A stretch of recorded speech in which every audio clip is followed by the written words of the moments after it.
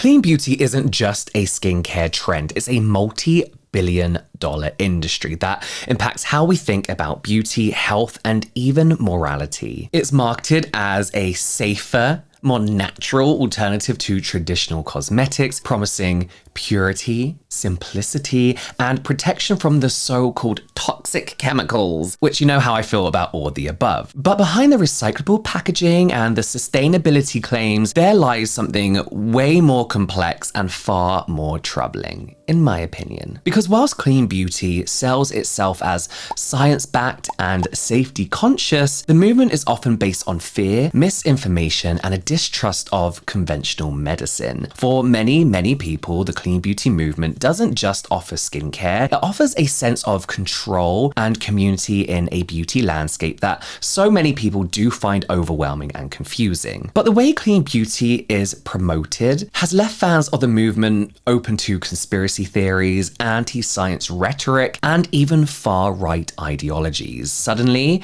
buying cosmetics can become for some a question of morality, purity, and superiority. And a movement that began with botanical serums and paraben-free moisturisers can end up mirroring the darkest corners of the internet. And in this video, whilst I don't intend to call out anybody's political beliefs, that's not what this is about, I want to dive deep into the clean beauty movement, where it came from, why it appeals so strongly to certain demographics, how it intersects with far-right politics, and what happens when fear-based marketing becomes a cultural belief system. Because the real danger isn't in your moisturizer, it's in the stories you're being sold. Quick note that whilst this video was being written and researched, etc., there have been a fairly few good videos posted by scientists in the industry, which I'll link to in the comments down below.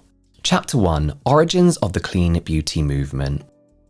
The clean beauty movement started out with genuinely good intentions. It came as an attempt to respond to growing concerns about the safety of the products we use every single day. And these concerns were, I guess, somewhat understandable. Over the years, the beauty industry has faced plenty of legitimate scandals, let's be honest, from asbestos in talcum powder, lead in lipsticks, to fake sunscreen SPF ratings, and even products containing undisclosed steroids, all of which I covered on this channel. On top of the scandals, the alleged lack of regulation in some major markets, especially in the US, has also played its part in clean beauty's popularity. Cosmetic regulations in America falls under the Federal Food, Drug, and Cosmetic Act, which was created in 1938 and only banned the use of around 30 substances in cosmetic products. That's basically nothing compared to somewhere like the EU, which bans and restricts over 1,600 substances used in cosmetics, and recent changes mean that the number of banned substances in the US has only actually dropped to just 11. So from the outside, this looks like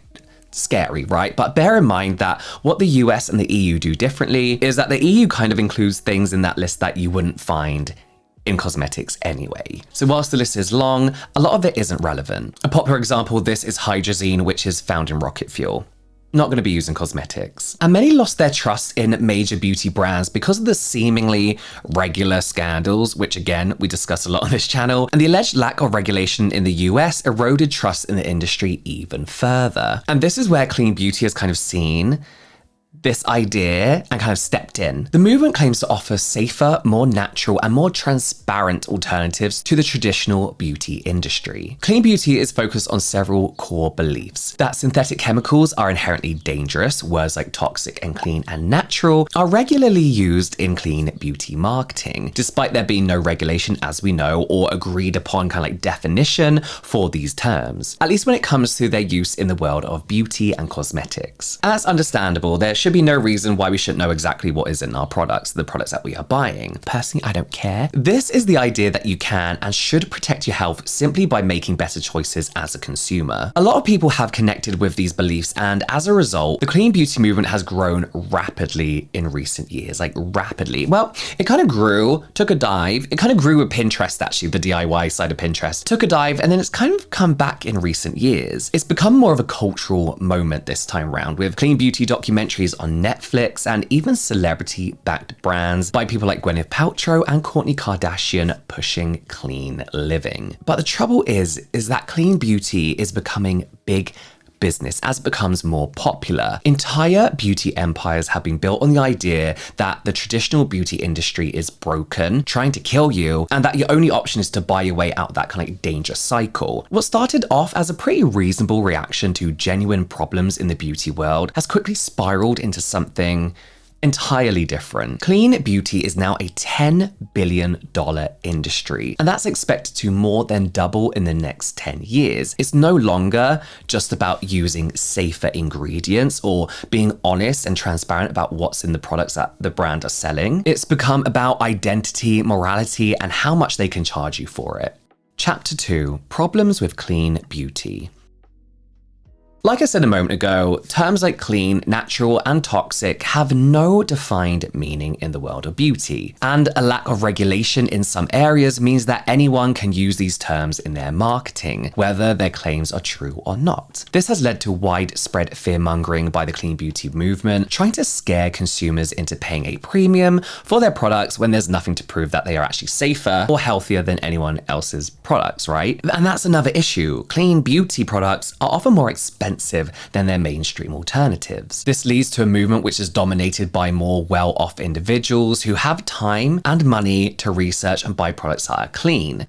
Being able to pick and choose and research your products like this really is a privilege. If you can afford to do that, you're in a very privileged position. Because the movement also often demonizes more affordable, easily accessible products like the ones that you find in drugstores. This makes the movement appear elitist, in my opinion, and creates this idea that those who can't afford to buy expensive, clean, non-toxic, organic, whatever products are less morally good or are even less responsible. Being able to pursue clean beauty products is a privilege that not everyone has, and people shouldn't be judged just because they can't afford to spend twice as much on a product that isn't even proven to be safer or more effective than a cheaper alternative. The clean beauty trend has arguably made some aspects of beauty less safe than they would be otherwise. Clean beauty often demonizes safe, scientifically tested ingredients and promotes natural alternatives that aren't actually safe, leading to skin issues, allergic reactions, and sometimes long-term harm. See paraben alternatives. Another example, clean beauty is known to advocate that chemical sunscreens should be avoided and that you should use natural sunscreens instead, but these often don't provide adequate UV protection, if any at all, which obviously leaves people at risk of burns, sun damage, and increased risk of skin cancer. Homemade, non-toxic shampoos and soaps can lead to scalp infections, severe eczema flare-ups because they lack proper preservatives. And of course, clean beauty loves to shove some essential oils into their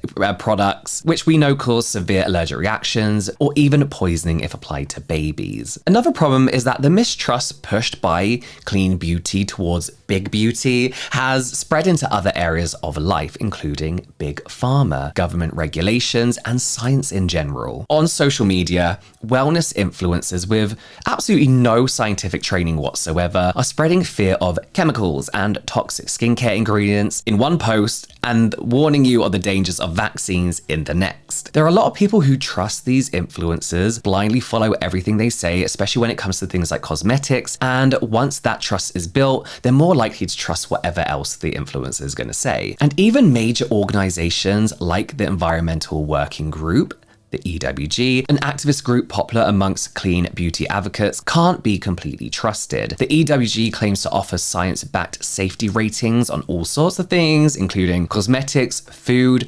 vaccines, and drinking water, but they've been accused by many of cherry-picking data and using fear to drive donations, which, in my opinion, is not an opinion, it's exactly what they do. In 2017, a documentary called Science Mums, Kevin Sempathy, an award-winning science journalist, said that the EWG frightens consumers about chemicals and their safety, cloaking fear-mongering in a clever disguise of caring and empowerment. She also criticizes the organizations for using what she calls fundamentally flawed methodologies for evaluating food, cosmetics, children's products, and more, as well as pointing out that they are largely funded owned by organic companies who benefit from their recommendations. But despite these criticisms of the way that EWG operates, there are still plenty of people who look to the organization as a trustworthy authority on the safety of a wide range of aspects of daily life. A lot of these people found the EWG when they first became interested in clean beauty, but now they've been dragged into a much wider world of fear-mongering. And like with so many things, it's easy to put yourself in an echo chamber when you are online. Chapter 3. Links to other movements. There is a surprising or not so surprising amount of overlap in the thinking behind clean beauty and things like the anti-vaccine movement or the low tox movement, which is something that's getting more and more popular, especially on TikTok. And the messaging you see online about these topics is often very, very similar. At first glance, a tradwife baking bread, a crunchy mum using essential oils, and a clean beauty influencer promoting non-toxic skincare might not seem connected, but they all actually promote similar worldviews. For example, they all support the idea that natural living is best. Clean beauty is against synthetic ingredients and wants every part of the formula to be natural. Crunchy mums are anti-GMO, support home births, and promote DIY health remedies. Tradwives promote homegrown food and home cooking. They all also share a distrust of institutions. Clean beauty is anti-big beauty, doesn't like most mainstream brands, and doesn't trust the FDA. Crunchy mums are anti-big pharma and anti-vaccine. Tradwives are often seen as anti-feminist and anti-modernity, rejecting modern society as a whole and looking to what they see as a simpler time. Self-sufficiency is often promoted in these movements too. Clean beauty followers often avoid mass-produced products, and many end up making their own formulas at home. Crunchy mums often grow their own food and come up with DIY versions of everyday items. The tradwife movement also promotes home gardening, learning food preservation, repairing clothes,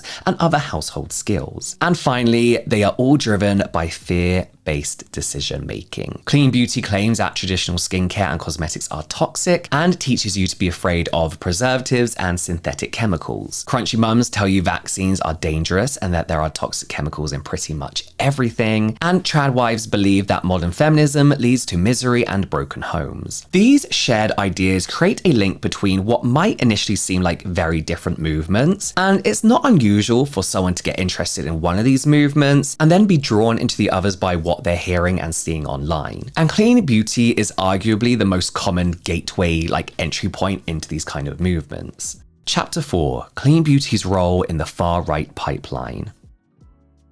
Now, there are a few reasons why clean beauty is where most people start when it comes to these fear-based and anti-science movements. First of all, it doesn't feel as extreme as the other movements might appear, right? It's a natural move for a lot of people. Society in general is becoming more conscious about what's in the products that we use, and this has been particularly noticeable in the world of cosmetics and beauty. So when people see articles or ads saying that clean beauty is a safer alternative to mainstream skincare, it feels like an obvious step to take for a lot of people. It's just like a natural progression of this higher level of scrutiny we have for beauty products these days. Switching to a clean moisturizer or a shampoo seems like a really small, easy choice to make that in some people's opinion can make a bigger difference. It's also something that is actually a fairly emotional topic for a lot of people. The beauty world is already a space that is filled with insecurity and perfectionism. Clean beauty exploits that by implying that these so-called toxic ingredients are not only harming your health, but they're also affecting your appearance negatively, making you less attractive, speeding up aging, and so on and so forth. And that kind of thing hooks people emotionally, right? So they're more likely to believe the marketing and buy into clean beauty. And on top of that is the fact that clean beauty has a lot of prominent celebrity backing. As I mentioned earlier, people like Gwyneth Paltrow, Kourtney Kardashian, and even Hailey Bieber at a certain point are or have been all high-profile supporters of the clean beauty movement or have built popular clean brands. This adds a lot of what people think is legitimacy in today's society. You can argue that maybe it shouldn't be, but it does, whether you like it or not. All this means that clean beauty has become the most accessible entry point into the world of fear-based social movements. It introduces people into pseudoscience thinking based on distrust and fear, but it's presented in a more, socially acceptable way. So it seems harmless until suddenly someone is rejecting sunscreen because they read that it causes cancer, or they're having a reaction because their no preservative cleanser has gone moldy. And from there, things just escalate. The fear-based marketing used in clean beauty opens consumers up to the idea that mainstream brands and organizations in general are out to get you, that they're out to kill you, and they just want your money. And worse than that, they convince people that even dermatologists, scientists, and medical experts, people who have dedicated a huge amount of their life to these topics, cannot be trusted. This leads them to look into other movements that share similar philosophies. And the next step after getting into clean beauty is usually a move towards the realm of crunchy mums, the bridge between clean beauty and conspiracy. First of all, let's talk about what a crunchy mum is, because I didn't know what a crunchy mum was until a few months ago, and I've been talking about it a lot in this video. For those who aren't aware, crunchy mum typically refers to mothers who embrace natural, holistic, and organic lifestyles. The term crunchy comes from the idea that people who are into this kind of holistic wellness lifestyle are often big fans of granola. So that's kind of strange, but the term has come to symbolize a more natural, non-mainstream approach to parenting and health, which, don't get me wrong, doesn't bother me that much until it does, you know? Some things people typically class as crunchy mum beliefs include natural birth and home births are better than hospital births and epidurals, breastfeeding in general, but also breastfeeding for longer than is typical, homeschooling or unschooling rather than formal education, avoiding mainstream medicine and vaccines in favor of natural remedies, eating organic, non-GMO and homemade foods, minimalist, non-toxic and DIY cleaning and beauty products, and attachment parenting, which emphasizes close physical and emotional bonds with children. Now, whatever your thoughts are on those things, I'm not here to say how you should have your baby or whether you should be breastfeeding them, whatever. I don't care, do what you want. The issue is more that crunchy mum beliefs train people to think in a certain way, and that's what makes them the link between clean beauty and other more dangerous ideas. They are often already fully immersed in natural living and anti-corporate values. They do things like make their own DIY beauty products, using alternative medicine and avoiding vaccines. They are drawn to natural, organic, and toxin-free alternatives because they want to minimize risks. However, fear-based marketing plays a huge role in shaping their perceptions, often exploiting their deepest fears and anxieties. Marketing aimed at crunchy mums will often imply things like, this product is the safest thing for your baby, unlike this one, which is full of toxins. If you care about your child's health, you'll switch to this cleaner alternative. Corporations don't care about you or your family, but we do. Your body and your children's and your baby's body deserves only the best, most natural ingredients, right? It's all marketing that preys on guilt and fear for their family. If something goes wrong with a child's health, then mothers in the crunchy mum space are already conditioned to blame themselves for making the wrong choices, even if those choices had nothing to do with the issue at hand. The clean beauty and wellness industries know this and they exploit it. This leads to crunchy mums being highly engaged in carrying out their own research, often spending huge amounts of time watching YouTube videos, reading blogs and articles, trying to find all of the answers to their health questions. But the trouble with this is that many wellness spaces online just aren't talking about chemicals in your sunscreen or pesticides on your vegetables. They're also talking about a wider range of much more dangerous conspiracy theories. Don't get me wrong, a lot of crunchy mums are just looking for a healthier lifestyle for them and their family. That's not the issue, but there's a significant part of this community that is heavily involved in conspiracies, anti-science thinking, and even politically extreme rhetoric. Crunchy mums are far more likely to be anti-vaxxers, anti-government, and anti-mainstream science, as well as being increasingly likely to hold views that are typically associated with the far right. Now, it kind of sounds bizarre, especially as people who are heavily into wellness were traditionally seen as generally being left-leaning. It used to be those who were interested in natural births, like organic diet and natural remedies, were thought to be like liberal hippies, you know? But nowadays there's a good chance that they're actually an avid Trump supporter. Chapter 6, the wellness to QAnon pipeline.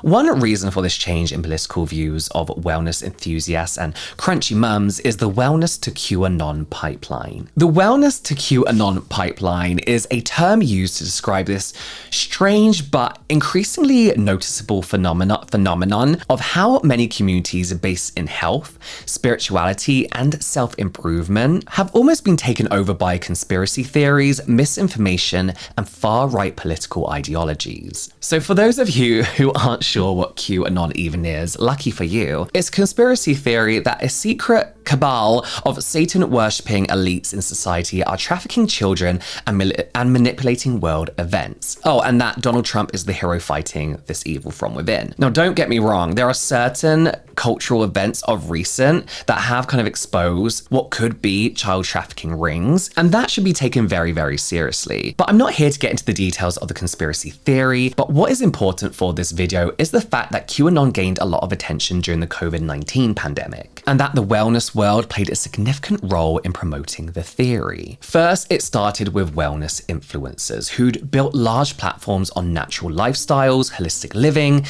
detoxing, that sort of thing, right? But during the massive confusion and fear, genuine fear surrounding the pandemic, many of these influencers started posting content which questioned the severity of the virus, the safety of the vaccines, and questioned the government's motives basically around everything COVID related. This kind of content became so popular on social media, and it regularly went viral. So these creators began to look for more controversial stories and conspiracy theories that they can share on their social media so that they can continue to get these high views that they've been getting. Soon, people you might have followed to get a green juice recipe or meditation tips were now posting almost non-stop conspiracy theories. From claims that COVID was a secret deliberate attack by China on the West, to accusations that Bill Gates was using vaccines to put microchips in everybody so we could all get great 5G reception. This sudden increase in the popularity of conspiracy theories, likely partly driven by isolation with everybody at home during lockdown, as well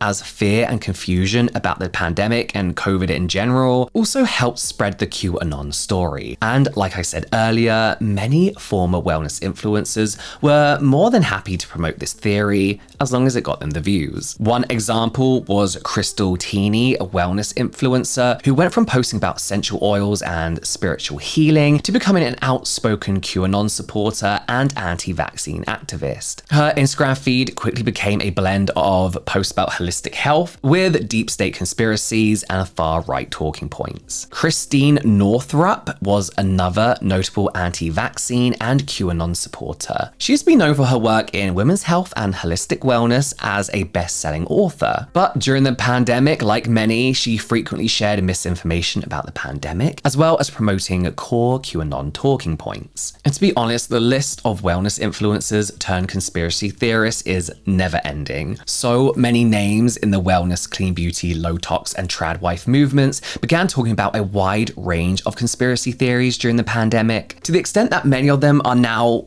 more well known for their conspiracy theories than they are their original content. Again, I'm not here to get into the depth of these conspiracy theories or what's true and what's not. I'm not trying to ridicule anyone, but like I said, there's a reason these theories were so popular amongst wellness enthusiasts. The clean beauty, crunchy mums, and low tox movements had already spent years convincing people in these spaces to be scared of chemicals, to not trust big pharma or big beauty or basically any large organization. They were taught to reject the mainstream narrative and look for their own answers. So they were more open to these ideas than most other people. And unfortunately, this openness to alternative ideas made them vulnerable to people who wanted to take advantage of that. So sadly, what started out as a genuine attempt to keep themselves and their families safer and healthier in their opinion ended up with many essentially brainwashed into believing harmful medical misinformation and supporting extreme political ideologies. Chapter 7, the MLM Factor. If you don't think that these people have been brainwashed by the movements they follow and left vulnerable to exploitation from those who are willing to take advantage, then you need look no further than the ever-increasing popularity of MLMs in today's world, especially in the beauty world. It seems like every other week a new MLM pops up at the moment. Social media is full of people promoting MLMs, as well as people exposing those schemes for what they truly are. So how are so many people still being pulled in when we all know what an MLM is by now? and why they aren't a good thing to be involved in? The answer is simple. It's easy to see from the outside, but not always so easy when you're in it, especially when the opportunity is coming from someone you trust, like a friend, a family member, or maybe even an influencer that you've been following for advice about how to avoid toxins in your skincare. And a significant number of clean beauty followers, crunchy mums, and tradwives are all involved in MLMs. Popular clean beauty MLMs in recent years have included Beauty Counter,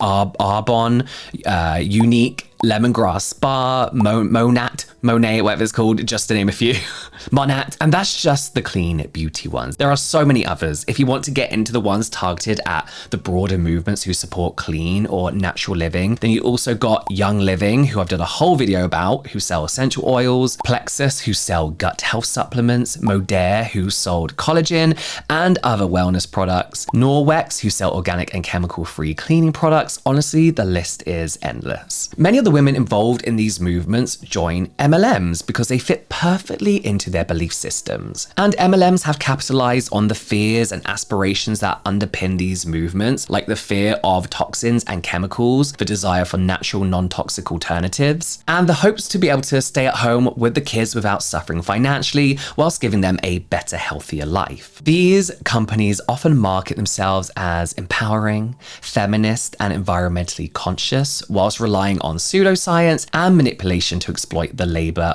and social networks of women, particularly stay-at-home mums, military spouses, and those in financial difficulties who think an MLM is a quick fix. And it's this predatory behavior shown by MLMs that is very similar to the way far-right groups often operate. MLMs love bomb women with a sense of community and validation, just like far-right groups do. At first, you're their best friend, you're their favorite person, as long as you're doing as you're told and agreeing with everything they say. MLM culture encourages hyper-individualism. Again, just like far-right ideology, they say that your success depends on you, not the system, like you're getting out the system. It all depends on how hard you work, and if you aren't successful, it's because you just aren't working hard enough. And a lot of the marketing tactics used by MLMs and far-right groups are very similar as well. MLMs will say things like, you're part of an amazing sisterhood, Big Pharma and Big Beauty are poisoning you, join and be financially free. Whereas far-right groups will say things like, you're part of a movement fighting for the truth, the government and the elites are controlling you, join and take your country back. At the end of the day, both MLMs and far-right groups prey on people looking for meaning, security, and control, whether it's financial,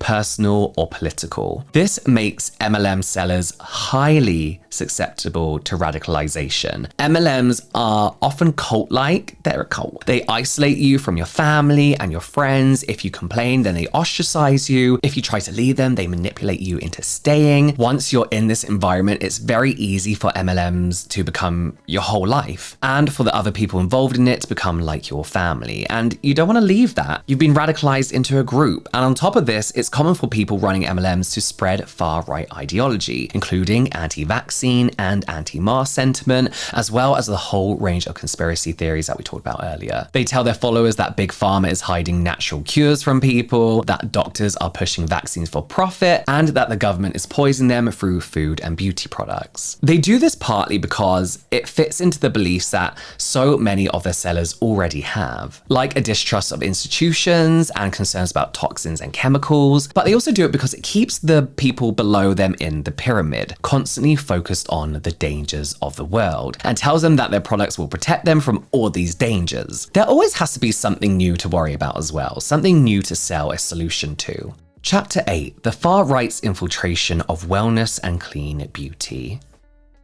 When you think about everything that we've talked about so far, it's not really a surprise that we're seeing a rise in far-right ideologies at the moment. What are you supposed to do when even something as innocent as wanting safer skincare products can unknowingly lead you down a slippery slope of steadily more extreme beliefs? To be clear, I don't think the clean beauty, crunchy mum, or tradwife movements are inherently extremist. That's not what I'm saying, right? Plenty of people have perfectly valid reasons for wanting to get involved with these movements. And at their basic level, there's nothing wrong with them. MLMs there is, but everything else, there's nothing really wrong with them. If you prefer not having synthetic chemicals in your skincare, that's completely up to you. I don't care as long as you keep it to yourself. If you want to strictly only breastfeed because that's what you believe is better for your baby, then go for it. And if you want to be a stay-at-home mum who cooks and cleans, then that's completely your choice. I don't have an issue with that whatsoever. In fact, if I was reincarnated, I would come back as a housewife. The problem is that for a lot of people, it doesn't stop at this basic innocent level. We need to acknowledge that these movements can lead people down a worrying path if they aren't careful. Whether we like it or not, clean beauty has become the first step on women's journey to radicalization. Not everyone takes the same path, but for many, it goes something like this. It starts with a woman using clean beauty products because she's worried about the toxic chemicals she's read all about. Then she joins crunchy mum groups looking for advice on natural living. She gets told on a regular basis that mainstream beauty, food, and medicine are lying to us. She gets introduced to an MLM, which tells her she can be her own boss by selling natural skincare at home, making money on the side with little to no effort whatsoever. She starts following tradwife influencers because they also promote staying at home and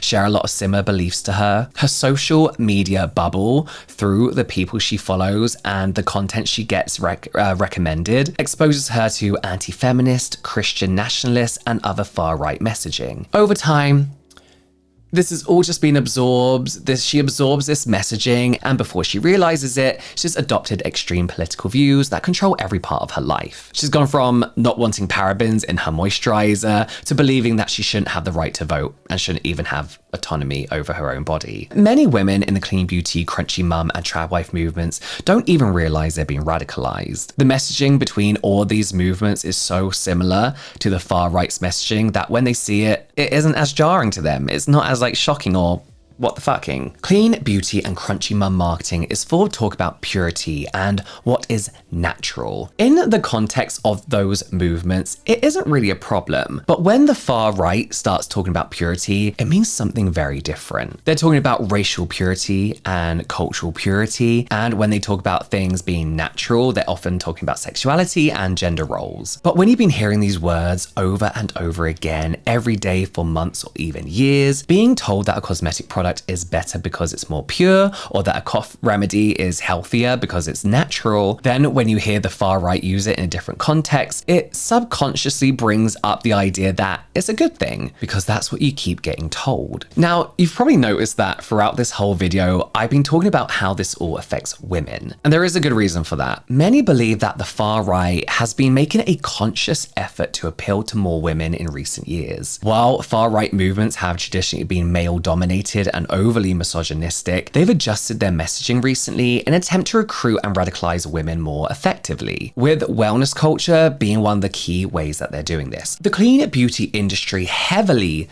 targets women, preying on social pressures around beauty and health. The same goes for other aspects of wellness culture. The far right regularly uses the concept of motherhood as a way to get an emotional response from women. For example, during the pandemic, anti-vaccine and anti-lockdown activism was used as a major recruitment tool, spreading misinformation that made mothers worry that their children would suffer and using this to get them on board with far-right ideology. They also did the same thing with conspiracy theories like QAnon, which deliberately used slogans like "Save the Children" to appeal to maternal instincts. And as a result, many women joined QAnon spaces, thinking of themselves as protectors of children rather than extremists. And the growing tradwife movement is another example of the far-right's attempts to reach a female audience. This movement has been used to repackage far-right content with a more feminine aesthetic. Hard-right beliefs are now wrapped up in pastel color palettes, cute fonts, and Instagram-friendly images, with the tradwife movement often romanticizing ultra-traditional gender roles and white nationalism under the guise of homemaking. All over social media, you can now find a woman sharing content that is in one moment celebrating home baking, which is lovely, schooling and sewing, and in the next moment promoting Christian nationalism, anti-LGBTQ+ sentiment, and anti-feminism.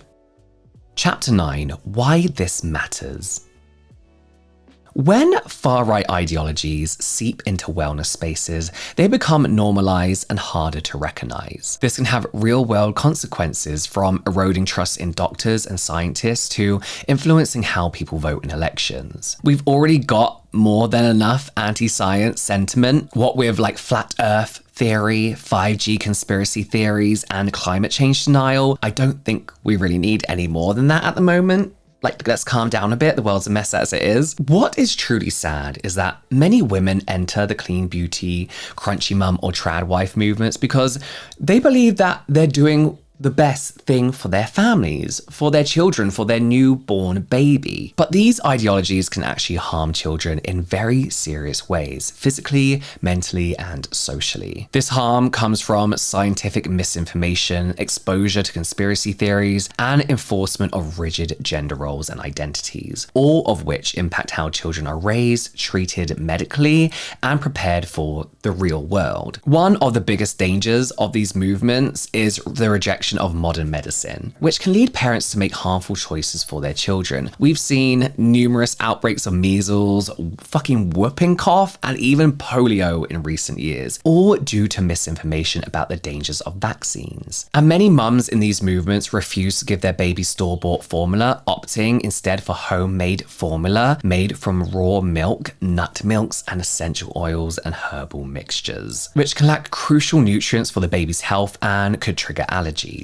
I'm a crunchy pregnant mama. Of course I'm drinking raw milk and eating sushi even though they tell me not to. The pasteurization of milk is one of the greatest food safety initiatives of our time. Millions of people used to die from tuberculosis, scarlet fever, typhoid fever, and other diseases spread through raw milk. Research consistently shows that pasteurizing milk does not change its nutritional quality, and there are no known evidence-based benefits of drinking raw milk over pasteurized milk. And the relative risk is high. And when we're pregnant, it's very important that we weigh the risk and benefit of things. For this, the risk is significantly higher for no known benefit. A crunchy pregnant mama. Of course I have a birth pool in my bedroom and all the essential oils ready. If you guessed that she was a Young Living brand partner and sold essential oils for a multi-level marketing company, you guessed right. But yeah, I'm sure all of this fear-mongering directed at women who just want to do what's best for their babies has absolutely no ulterior motives. This is a registered dietitian who has clearly lost her way. Registered dietitians are healthcare professionals who are required to adhere to a code of ethics. Fear-mongering and spreading blatant medical misinformation is in direct opposition to that code of ethics. If you want to be a crunchy pregnant mama that disregards evidence in favor of unsafe practices, then by all means carry on. But what you cannot do is use those credentials to speak from a place of authority about those unsafe practices, because that is an ethics violation and can cause immense harm, not only to our profession,